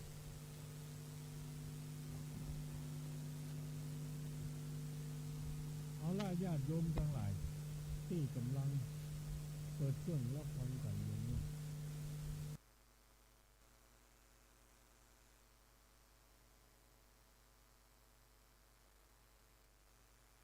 ไก่ไก่ก็โทรมามาจ่าได้เนอะต่อไปนี้เขาก็จะเปิดโอกาสเมื่อแก่ญาติโยมผู้ที่รับฟังต่างๆได้โทรเข้ามามากันนะถ้ามีนะมีหรือไม่อย่างไรก็ค่อยว่าปันไปเนาะแค่ง่อมแค่เหงามีปัญหาอย่างใดก็โทรมาได้เอกมาถามมาไถ่กันมามากันแค่ง่อมแค่เหงาไปนะ081เนาะ9934074อันนี้มาแล้วสายที่1เอาสายที่1เนาะก็เจริญพรกราบไหว้สาธุลุงเจ้าแม่สัตว์คูณแม่สีคูณก็เนี่ยเจ้าได้ยินเสียงตุลุงมาแล้วนั่นแหละ2-3 พัดละเพราะว่ามันคัดข้องเนาะเพิ่งจะมาดีมาวันนี้ก็เลยมาออกอากาศเนาะเจ้าชัดเจนดีเจ้าชัดเจนดีเนาะแม่ฟังสถานีไหนสถานีดารุณีเจ้าคุณดารุณีได้เจ้า101.25ดีละที่บ้านตรง5พวกนี้คงจะเสียก็ว่าจะได้ห้องเนี่ยก็วงบ่เสียก็แต่เจ้าเปิดฟังมันบ่มีแม่อยู่ดีมีสุขเนอะจ้าอายุมันควรยืนก็เหมือนกันนะอยู่ดีมีสุขอายุมันยืนยาวได้100 กับประวัติศาสตร์นั่นแหละ จะถึงบ่ถึงหมูเนี่ย ถึงจ้าถึงจ้า เออก ำลังใจตุลุงแน่ ของ สา ถึง ธุ ของ สา ถึ ธุ ง เจ้า เจริญพรแม่ศรีกูลสันทุละเนาะสายต่อไปนี่เหรอเจริญพรจากไหนจ้าจากไหนเจริญพร จ้าเจ้าอย่างชัดเจนนะตุลุง ชัดเจนดีกะ เจ้าฟังชัดเจนดีเจ้าทั้งทุกคืนน่ะเจ้า ทุกคืนแล้วเนาะแม่ ทานกลางวันนี้เนาะ แม่ยังก็เนี่ยลืมชื่อไปแล้ว เจ้าอย่างชัดเจนจะดีเจ้า เสียงชัดเจ แล้ว น ก็ ดี ตั้งใจนะเจ้าเนอะ ฟังอยู่ฐานีไหน เจ้า ฟังฐานีไหนแม่ ฟังสถานีไหน คนฮักพะเยาเจ้า คนฮักพะเยาอีหน่ออยู่นี่ที่พะเยาให้หน่อ พะเยาเจ้า ฟังชัดเจนดีก็ ชัดเจนดีเจ้าชัดเจนจะดีอ่ะ ชัดเจนจะดีเนาะแม่เนาะมีปัญหา เจ้า เนาะอนุโมทนา เจ้าให้กำลังใจนะเจ้าเนอะ สาธุสาธุ เจ้าไว้จ่าเจ้า เจริญพรนี่นี่เจริญพร ครับนมัสการครับ ป้อยกะดอนจัน ครับผมฟังสถานนี่ครับนี่ แม่ขจารย์โมเดิร์นนะครับ เพราะว่าไม่ต้องมันได้มอกประดังครับ ด้วยหมอกถ้าอยากคัดข้องได้ สงสัยของจ้าไปตรวจดูว่าฟ้าผ่านี่ครับ แต่น่ากะเขาเปิดฟังของบบีมันเป็นยังเนาะมันเป็นเรื่องของเครื่องยนต์กลไกก็เป็นธรรมดาเนาะ ครับผม ก่อนละลายสถานีโยพุ่นก็สัญญาณไปเนาะในเครือข่ายของคลื่นสีขาว ครับผม ของเฮามันมีอยู่30กว่าสถานีก่อนเนาะ ครับ อนุโมทนาสาธุเนอะชัดเจนดีครับ ชัดเจนดีเนาะ นมัสการครับผม เจริญพรเจริญพรอันนี้ก็พอดำลังจับอันนี้มาอีกหนึ่งสายเจริญพร เจ้ากราบไหว้ศาลเจ้าหลวงพ่อพระครูฟังอยู่เนอะ ฟังอยู่นอ เจ้า ชัดเจนก็ฟังฐานนี้ไหน ฟังอยู่บ้านตรงชาติอำเภอเมืองปานฟังขึ้น106.0เจ้าขึ้นดารุณีเจ้า ขึ้น106.0นี่เนาะชัดเจนดี ขอบ เนาะ คุณของปอนเนอร์เจ้ากราบไหว้ศาลเจ้า เจริญพรอยู่ดีมี สา สุ ธุ ข สาธุเจ้า สาธุสาธุสาธุไปเจริญพร ไว้ค่ะพระครูเจ้าแม่พันอยู่เนอร์ แม่สีเลือดแสนต่อก็อย่างก็ เจ้าวังเหนือ วังเหนือเนาะแม่เนาะ เขียนต่อวังเหนือลำปางเจ้า ลำปางเนาะฝนตกก็บ่เดี๋ยวนี้ วันนี้บัดตกเจ้าระหว่างตกอยู่ ก็ดีอยู่เนาะมันจุ่มเย็น จ้าคุณตกเหรอ บ่ตกมันตกว่าจ้าไม่กำลังใจเนอะ อนุโมทนาสาธุเนอในเรือน จ้าสาธุเจ้า ดีมีสุขเจริญพรเจริญพรทุกห้องเจริญพรเจริญพร กราบไหว้ศาลเจ้าตะลุง แม่สิทรหันเสียงเจ้า หายไปไหนเป็นจักรบอลน่ะไม่ได้ยินเสียงจะเติงหาเนี่ย เป็นแล้วนะกะก็ตึงหาญาติโยมเหมือนนะเนี่ยมันคัดข้องทางอิเล็กทรอนิกส์ฝนตกอ่ะตกตะวันแล้ว ดีเหรอเย็นดี เย็นดีสบายดีปุ้นนกตก สบายดีกับเจ้าสบายดีปุ้นตกตกได้หลายวันละแต่ว่าวันนี้จะตก ตก2-3 วันก่อนนั้นตกพัดกัน2-3 วันก่อนอากะมันก็ไปที่อื่นพ่ออากะเนาะเจ้าไว้ศาลเจ้าตะลุงชัดเจนดีแล้วพระบาทดูดงชัดเจนดีเนาะแม่สีทรชัยประการ เจ้า เจริญพรเจริญพรอยู่ดีมีสุขเอาสายต่อไป0819934074เอามาแล้วเจริญพรก็ได้ไปไหนเฮีย ก็ไม่สาเจ้าพระองค์โทรมาจากบ้านห้องพี่นะยังไม่สาทองเจ้า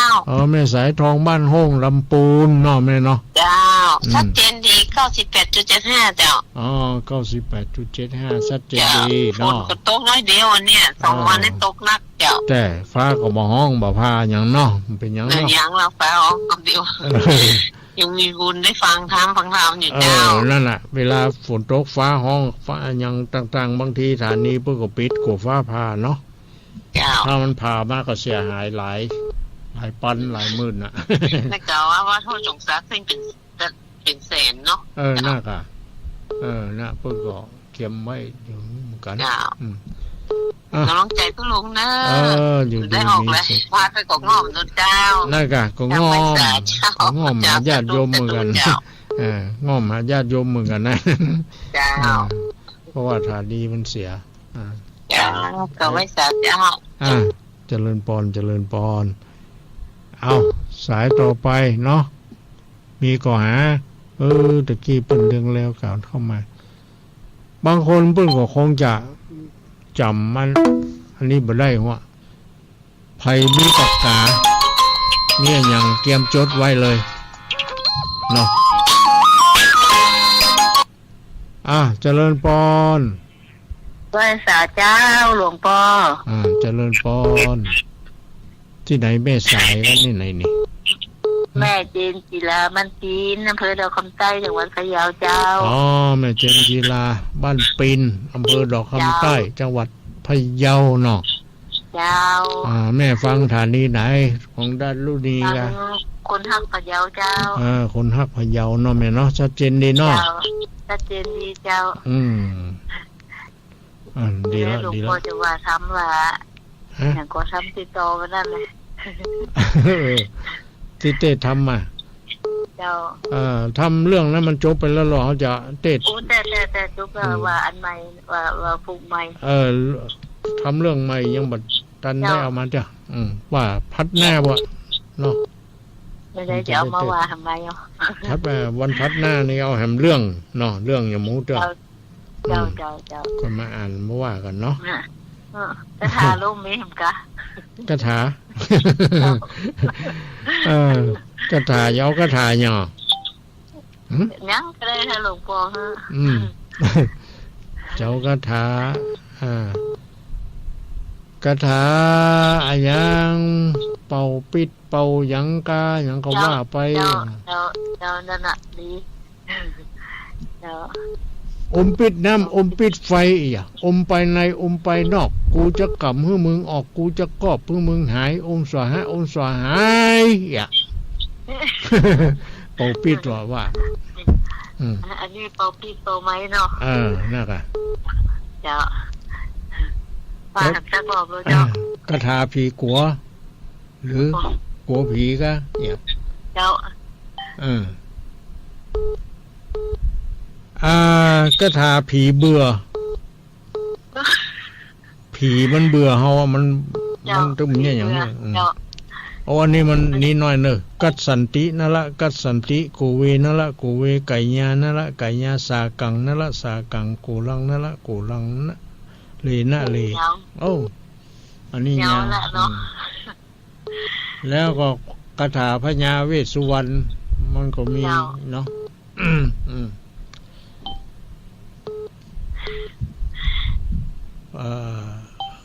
อมโจโลมหาโจโลอมยะโขมหายะโขเวสสุวรรณโนจะอธิกันตาสเปญะขาปลายันตุอันนี้แปลผีนี่เนาะจะเป็นผี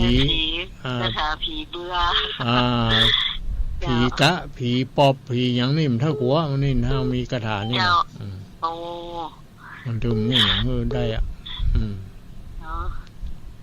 แล้วก็มันมีคาถาละสีตาไฟแหมเหรอที่เพิ่นเสกน้ำลายแควตาเฮา แล้วเวลาผีหันเฮาเนี่ย มันว่าตาเฮานี่เจ้าก็บาดนี่เป็นลูกไฟเหรอวะมันกลัวโอ้อันยังแต่ตาคนนั้นอันยังเป็นไฟลุกอีกเนี่ยมันกลัว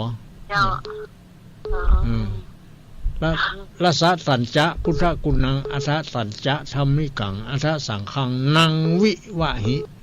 เนี่ยเปิ้นแขวดเศษน้ำลายนี่นะแขวดที่ตาเฮาทั้งสองข้างเนี่ยผีหันเฮานี่เหมือนก็เฮาตานี่ลุกเป็นไฟเนี่ยมันจะนั่นหรอกอันนี้เป็นการป้องกันไว้นะคือกำลังใจตัวเก่าตัวมันจะไม่ได้กลัวอย่างนี้ค่ะเนาะเขามีกระถาเขาแล้วนึกก็ตึกไปเขาก็ไปไหนได้หมดอีกอ่ะเนาะมั่นใจหรอมันมีเหมือนก็เขามีปืนมีมีดอยู่กับตัวเขาก็บอกให้กลัวอย่างเงี้ยผู้หายขโมยอย่างนี้ไง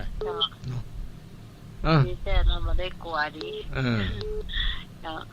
โอเคเนอะอายุวันโนสุขังพลัง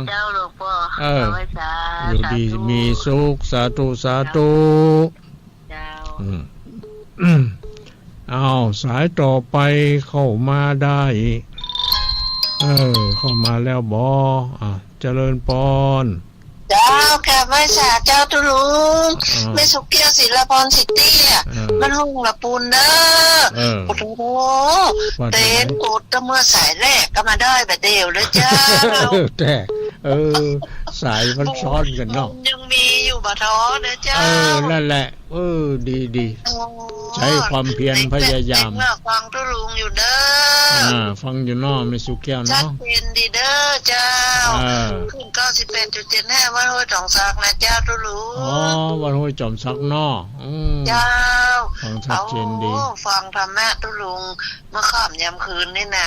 โอ้โหสุกอกสุกใจเด้อเจ้าเด้อดีแล้วเจ้าสบายใจจัดตู้เจ้าฝนตกก็ว่านั่งตามเจ้าตกตะวันแล้วแม่วันนี้บ่ตกเลยด้านศิลปรไม่สุกเตี้ยนี่ก็ตกแต่ว่าวันนี้บ่ตกเจ้าอากาศมันก็ตรงไปตกที่อื่นพ่องเนาะเจ้าจับไว้จัดเด้อจัดตู้เจ้าเจริญพรแม่สุขแก่อยู่ดีมีสุขนี่มาแล้วมาอยู่เรื่อยๆเนาะเจริญพรไว้จ่าเจ้านี่ไม่มานาการไม่เจ้าที่ไหนก็ไม่มานาการนี้เจ้าแม่เนี่ยก็แม่มานาการมาเหรอแม่มานั่นสกุลกะอันยังแม่มาอยู่บ้านไหนแม่ฮะไปทางใดอ่ะ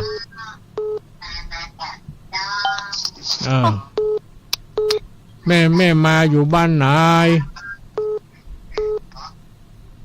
ฮะหายไปละใครกดผิดกดถูกเนาะแม่เนาะก็เข้ามาให้ใหม่เนอะ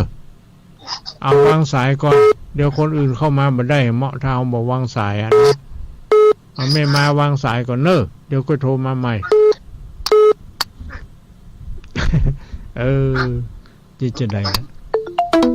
แล้ววางก่อนวางแล้วเนาะนั่นเอาคนอื่นเข้ามาได้เลยเนาะแม่มาวางแล้วรายการนี้ก็เป็นรายการประทีปธรรมดำเนินรายการโดยตุ้ยลุงวัดห่างกันมาเล่นสายเจริญปอนเจ้าไอ้สาเจ้าเจ้านายเดี๋ยวก็โทรมาใหม่แม่เป็นไรเหรอแม่แสงล่าบ้านวังเจริญเด้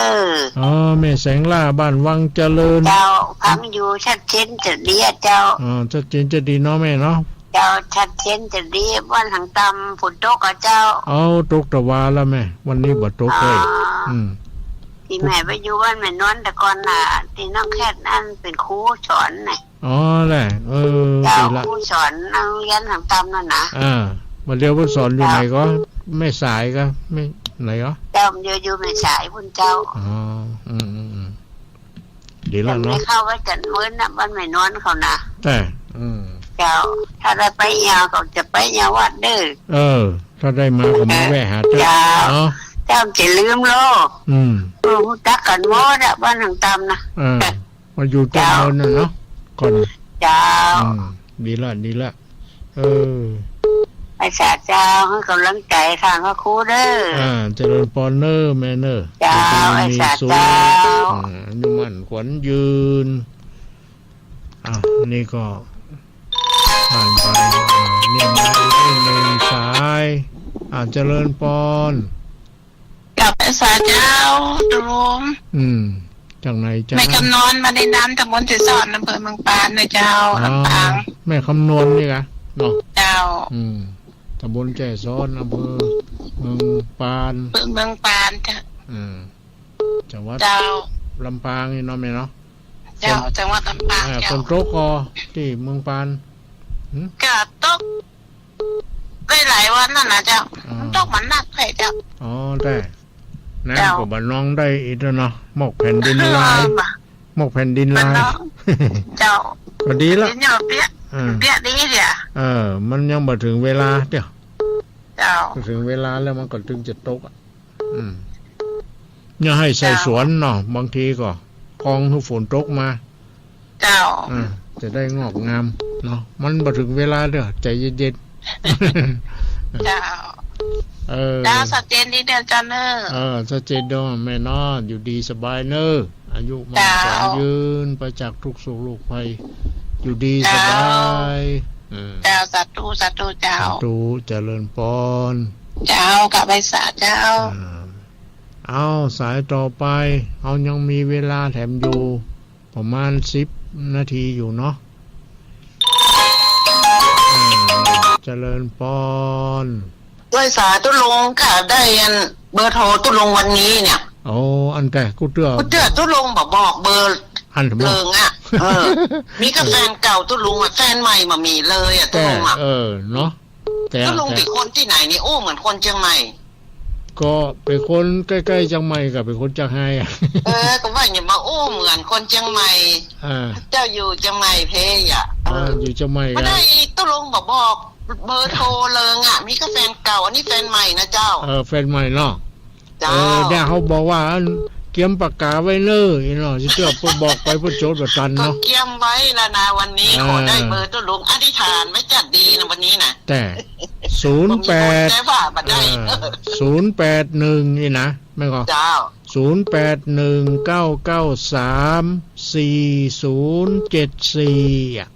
เจ้าเลขจะมดจะงามจำได้แล้วจะได้โทรหาตุลุงแฟนนักเนาะนักกะแม่โทรอันอยู่ไม่อยู่เพย่ะอยู่สันทรายหลวงเพย่ะสันทรายหลวงเจ้ายังฟังตีขึ้นของพ่อครูวิสุวัฒน์น่ะที่ไหนเสียงก็ชัดเจนดีเนอขอบคุณพนักที่เปิ้นลิงก์มาคืนหุ้งแต่วัดอันนั้นก็วัดอย่างฝ่ายหินนะฝ่ายหินเจ้าเสียงได้ชัดเจนเพราะว่าเจ้าอยู่เพมันบัดใจไก่ในเวียงตะไดหรอกบ่ไก่เนาะ3 แยกมันน้อยเดียวบ่ได้เป็นบุญวาสนาอธิษฐานแล้วอธิษฐานแหมวันนี้สมปรารถนาแล้วเนาะเจ้ากราบไหว้ศาลเลยเจ้าเจริญพรเจ้าแม่เจ้าอยู่ดีมีสุขมีโชคลาภวาสนาบารมีมีคุณงามความดีอยู่กับตัวตลอดไปนี่มาแล้วเจริญพรไม่ใช่เจ้าเจริญพรจากไหนจ้าแม่น้อยบ้านตาโทกตำบลตรงผายอำเภอเมืองลำปางเจ้าบ้านตาโทกที่ป้ากันแล้วที่นั่นก้าแม่น้อยมอจรอนะเจ้ามอจรอนะแม่ก็เจ้าแม่เมื่อเล่าบัดโทรหาบอกมาได้ยินออกท่านอันนี้มันเสียแม่คอมพิวเตอร์มันเสียมันล้วนเลยไม่ได้ออกเต็กมัดเลยเจ้ากำลังติดด้วยแต่มันหนาแน่นเนาะแม่เนาะญาติโยมวงศาหนาแน่นเป็นกำลังใจเนอะไผอยู่ใกล้ไผแห้งกว่าคนนั้นก็เข้ามาอย่าง เจ้าดีละแม่อยู่ดีสบายนะแม่เนาะอยู่ตาโทกอะลำปางอะตาโทกเนาะฟังคืนดารุณีเนอะฟังคืนดารุณีเนาะดารุณีนี่มีหลายสถานีเจริญพรเนอะแม่เนอะดีมีสุขแม่น้อยเจ้านี่ก็จากตาโคกลำปางเนาะเรื่องอะไรเนี่ยนี่มาอีกหนึ่งฐานนี่หนึ่งลายอย่างเจริญพรเจ้ากับไม่ใช่เจ้าเจริญพรจังไหนไม่น่าอ่อนจังหวัดเชียงใหม่อำเภอจำตองไหมเจ้าเมล่าอ่อนนี่เจ้าจังหวัดเชียงใหม่อำเภอจอมตองอยากเข้าไปหาลูกตู้แล้วก็เบอร์กับบะหมี่แท้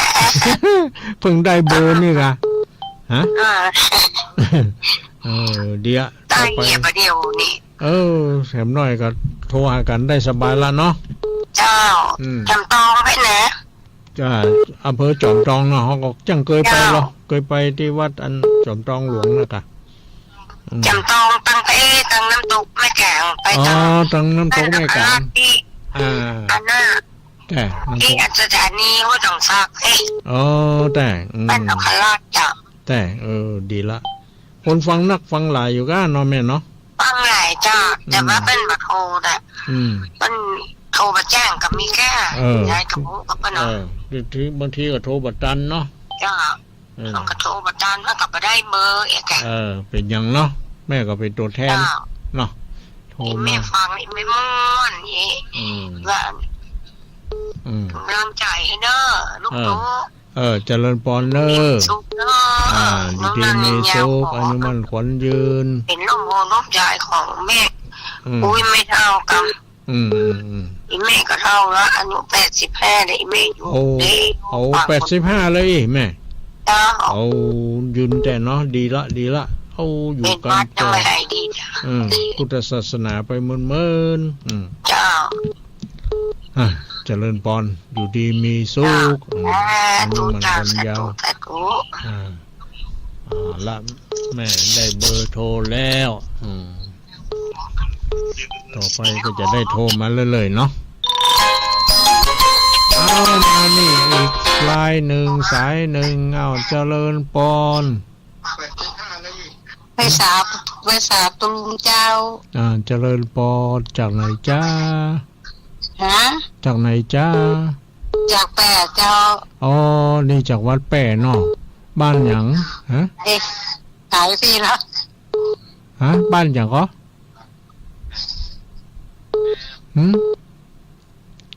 จังหวัดแปะนี่เนาะชื่อแม่หยังหายไปไหนอ่ะสัญญาณบอกพวกให้ดีกันเนาะแม่เป็นได้แม่ทานมันจะหมดกับกูกกักก็เดี๋ยวโทรมาใหม่ก็ได้แม่ลองเช็คพอทานพออย่างดีๆสัญญาณดีๆจากวัดแป่จังหวัดแป่เนาะบ้านอย่างจ้า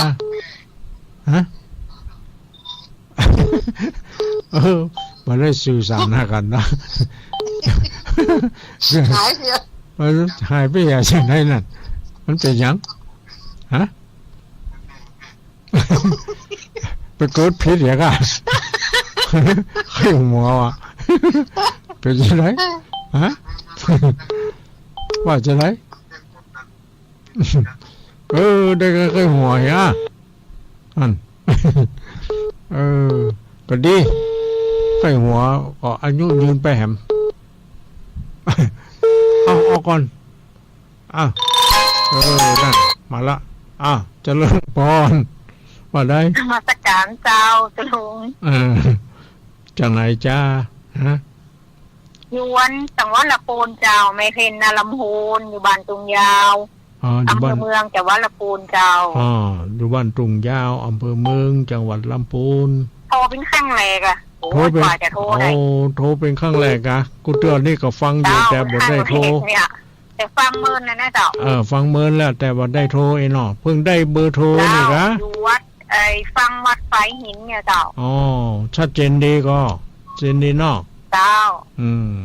ชัดเจนดีเจ้า ชัดเจนดีเนาะแม่เนาะดีละดีละอยู่แม่อยู่บ้านอย่างก็ เจ้า แม่ อยู่บ้านตุงยาวตำบลศรีบัวบานเจ้า อยู่บ้านตรงยาว เจ้า ตรงยาว อยู่บ้านตร เค ง ยมาย าว ก็เจ้า อยู่บ้านตรงยาวตำบลอย่างก็ ศรีบัวบานเจ้า ตำบลศรีบัวบานอำเภอ อำเภอเมืองจังหวัดลำพูนเนี่ยเจ้า ดูเหมือนมาได้ไปแม่คงจะไก่ไปอาจจะ เจ้า มีไปก็ได้ อยู่ดีมีสุขเนอร์แม่เนอร์ เจ้าสาธุสาธุเจ้า สาธุแม่ชื่ออย่างก็ลืมไปละฮะ แม่เพิ่นโทรมาเป็นครั้งแรกเพิ่นได้เบอร์โทรเนาะเอาได้แถมหนึ่งสายมีสองสายเนาะเจริญปอน ใช่สาหลวงพ่อเจ้า อันนี้อยู่พะเยาก็หา จำ เดีย เสียงได้กับเจ้า จำเสียงได้แม่สีกูเนื้อแม่หยัง แม่สลัดเจ็ดซอดอำเภอลำปางจังหวัดลำปาง แม่ส เจ้า ลาดอำเภอแจ้ซ้อน เจ้า จังหวัด ได้ยิ ลำ น ปาง ชัดเจนดีเลยเจ้า ชัดเจนดีเนาะแม่เนาะ ชัดเจนได้ฟังธรรมกับน้องวันนี้เนาะ นะกะอดเอาไปพัดหน้าก็ได้ยินได้ฟัง เป็นหยังแม่มัน วัดหน้าก็มีแหละเจ้า มีกะ ก็มีแต่เด้อสาธุเจ้า สาธุ จะได้ สา หนัง ธุ ไหวนะเจ้า สาธุอนุโมทามิ เจ้าสาธุเจ้า หมดเวลาแล้วเนาะญาติโยมเนาะเขาค่อยปะพบกันใหม่เนอะในวัน เจ้า พัดหน้าเนาะวันพัดนี้ก็ขอขอบใจอนุโมทนาญาติโยมทุกคนทุกท่านที่ติดตามรับฟังรายการปาทีปธรรมซึ่งดำเนินรายการ เจ้า ดำเนินรายการโดยตู้ลุงวัดห้างต่ำตำบลปางงิ้วอำเภอเวียงเป้าจังหวัดเชียงรายก็ขอคุณพระศรีรัตนตรัยจงดลบันดาลอภิบาลรักษาเพื่อทุกคนทุกท่านได้อยู่ดีมีสุขอายุมั่นขวัญยืนจากทุกโศกโรคภัยให้เจ็บอนาคตการมีความสุขความสำราญมีความใจมีโชคลาภวาสนาบารมีมีคุณธรรมดีอยู่กับตัวตนไปทุกคนด้วยเถิด อย่าคิดไปฆ่าสัตว์ตัดชีวิต